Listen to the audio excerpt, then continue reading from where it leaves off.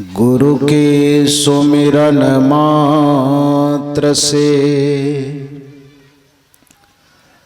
नासत विघ्न अनंत, ताते सर्वारंभ में ध्यावत है सब संत।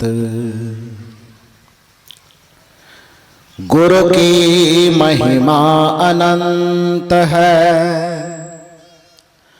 अनंत किया उपकार, लोचन अनंत उघारिया, अनंत दिखावनहार,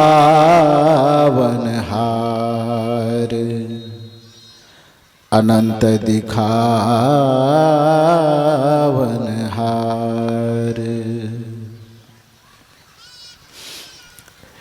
मेरे व्यावहारिक एवं पारमार्थिक जीवन के प्रबल प्रेरणा स्रोत परमाराध्य परम पूज्य सद्गुरुदेव जी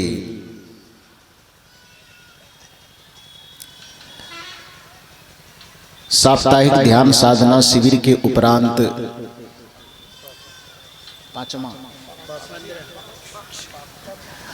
पाक्षिक ध्यान साधना शिविर के उपरांत आयोजित 2 दिवसीय सत्संग समारोह के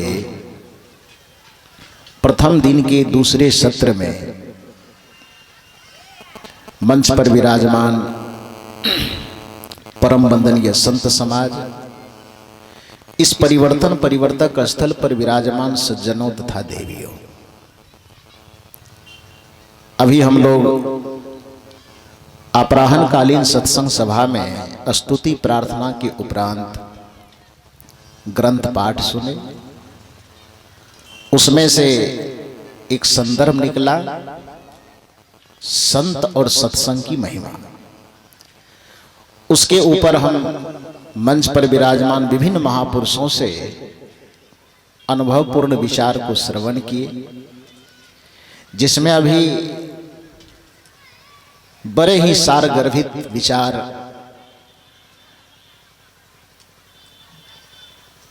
परम पूज्य स्वामी श्री दयानंद जी महाराज के मुख से हम लोग सुन रहे थे।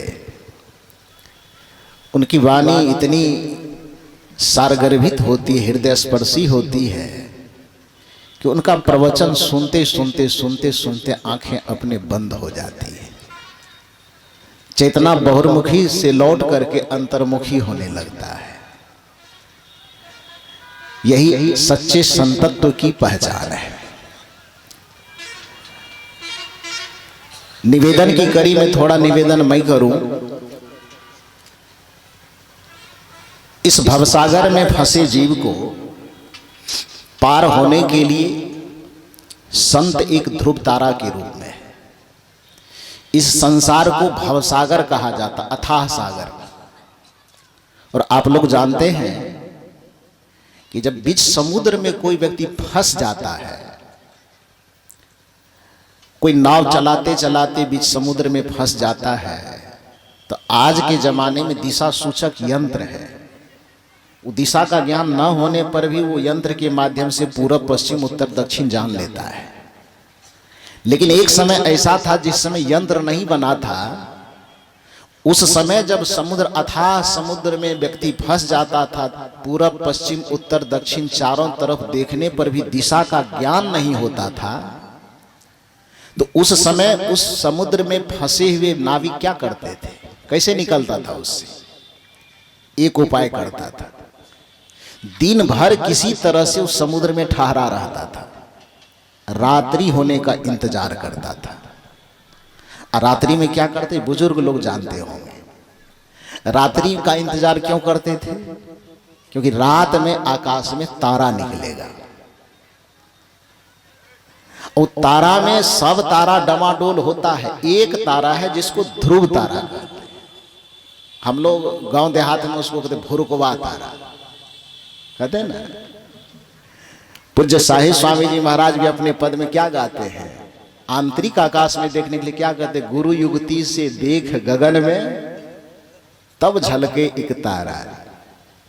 तो जो अथाह समुद्र में जलराशि में पूरब पश्चिम उत्तर दक्षिण कहीं भी देखने पर दिशा का ज्ञान नहीं होता था, तो उस अथाह जलराशि में अथाह समुद्र में पड़ा हुआ नाविक रात्रि का इंतजार करता था। किस लिए?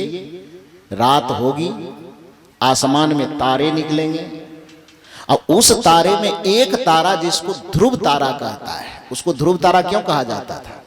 इसलिए कि आसमान में चांद अपनी दिशा बदल दे, हो सकता है सूरज भी अपना दिशा बदल दे, ब्रह्मांड के सारे नक्षत्र अपना दिशा बदल दे, लेकिन आसमान में एक तारा ऐसा है जिसको ध्रुव तारा कहा जाता है। वह अपने स्थान से कभी डिगता नहीं, वह अटल रहता है, इसलिए उसको ध्रुव तारा कहा जाता है। उस ध्रुव तारा को देख करके नाविक यह समझ लेता था कि ये उत्तर दिशा में निकलता है, यदि इधर उत्तर होगा तो इसके अपोजिट दक्षिण होगा, उधर पश्चिम होगा, उधर पूरब होगा, और दिशा का ज्ञान प्राप्त करके अथाह समुद्र से निकल जाता था। ठीक उसी प्रकार से जैसे अथाह समुद्र से नाविक को निकलने के लिए, अथाह समुद्र के जलराशि से किसी प्राणी को निकलने के लिए आसमान का ध्रुव तारा सहयोगी होता था, उसी तरह से इस भवसागर में फंसे जीव के लिए, भवसागर में फंसे आत्मा के लिए संत एक ध्रुव तारा के रूप में होते हैं, जो संत का आदर्श देख लेते हैं, संत का चरित्र देख लेते हैं, और उसको देखते देखते जीवन की यात्रा करते हैं। वो भवसागर और जन्म मरण के चक्कर से सदा के लिए पार हो जाता है, उस सदा के लिए मुक्त हो जाता है। क्योंकि दुनिया में सबका चरित्र बदल सकता है, लेकिन संत का चरित्र नहीं बदल सकता। दुनिया में सबका जीवन बदल सकता है, लेकिन संत का जीवन नहीं बदल सकता। इसलिए कहा, इस संसार में जो दो प्रकार के अवतार होते हैं, शाश्वत सत्य के, परमात्मा के, ईश्वर के, जो भी कहिए, अवतार दो प्रकार के होते हैं। अवतार का अर्थ ही होता है, साहित्य, संस्कृत साहित्य में अवतार, अवतरति इति अवतारः, जिसके जीवन को हम अवतरणिका बना सके। अवतरणिका का मतलब, अवतरणिका का अर्थ होता सीढ़ी। जिसके जीवन, जिसके चरित्र, जिनके आदर्श को सीढ़ी बना करके हम भवसागर को पार कर जाए, उसको अवतार कहा जाता है।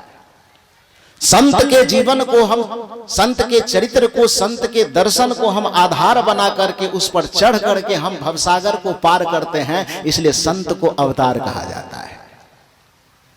भगवंत को भी अवतार कहा जाता है, लेकिन संतों के निगाह में, खास करके सदगुरु कबीर साहब की निगाह में, संत के सामने भगवंत का उतना कोई ज्यादा वैल्यू नहीं है। कबीर साहब ने इसका उपमा देते हुए समझाया। एक साखी में कबीर साहब ने कहा, गुरु है बड़ा गोविंद से, मन में देख विचार। गुरु बड़ा है किससे? गोविंद से। कहा क्यों भाई? कबीर साहब धर्म जगत के वैज्ञानिक संत कहलाते हैं। उन्होंने कहा कि मैं कोई बात हवा हवाई की तो करता नहीं हूं। हवा हवाई करने वाले से कबीर साहब का बड़ा विरोध रहता था। कबीर साहब से किसी ने पूछा कि दुनिया के और जितने सारे संत हैं और आप एक तरफ अलग हट जाते हैं, थोड़ा मतांतर दिखता, क्यों दिखता है? कबीर साहब ने कहा उसका कारण है। कहा क्या? तेरा मेरा मनवा कैसे एक होई रे। तुम्हारा और हमारा मन एक जैसे कैसे हो सकता है? कहा क्यों नहीं होगा?